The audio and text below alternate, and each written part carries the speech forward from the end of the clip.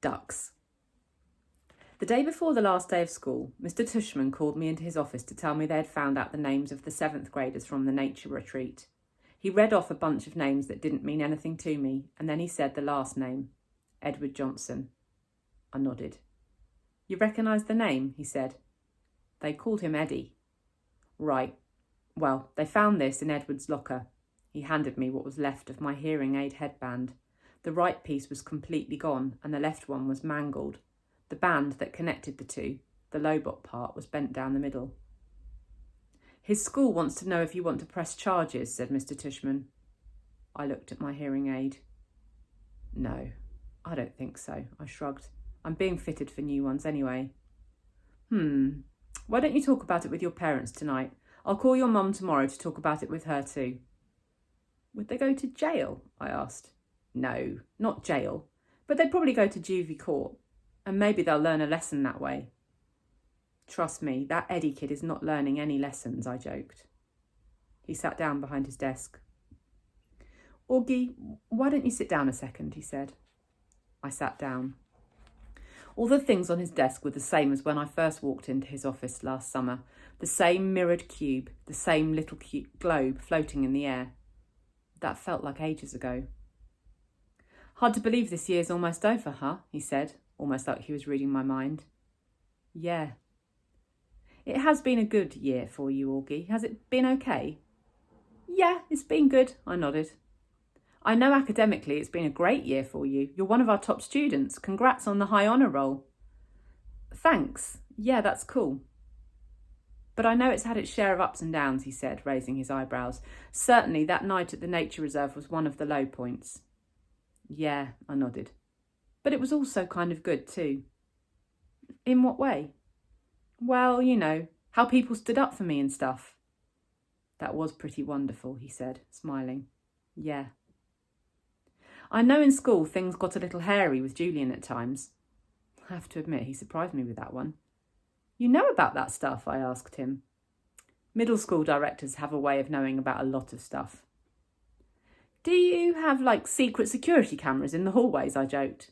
And microphones everywhere, he laughed. No, seriously? He laughed again. No, not seriously. Oh. But teachers know more than kids think, Augie.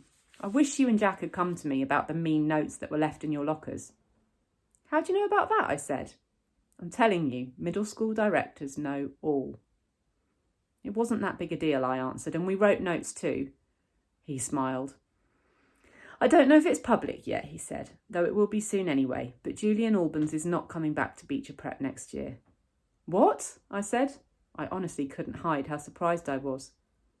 His parents don't think Beecher Prep is a good fit for him, Mr. Tushman continued, raising his shoulders. Wow, that's big news, I said. Yeah, I thought you should know.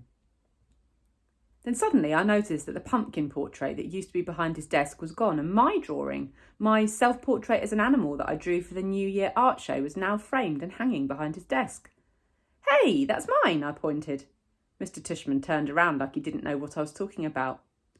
Oh, that's right, he said, tapping his forehead. I've been meaning to show this to you for months now.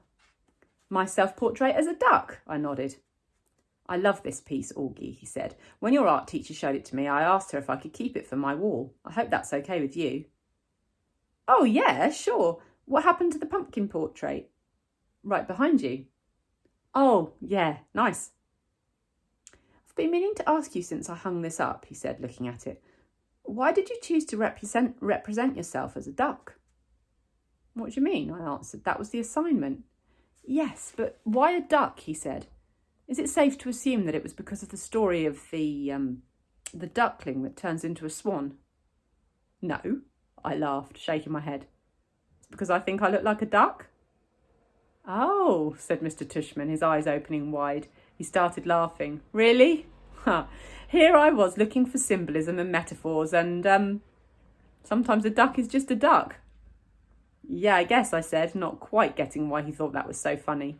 He laughed to himself for a good 30 seconds.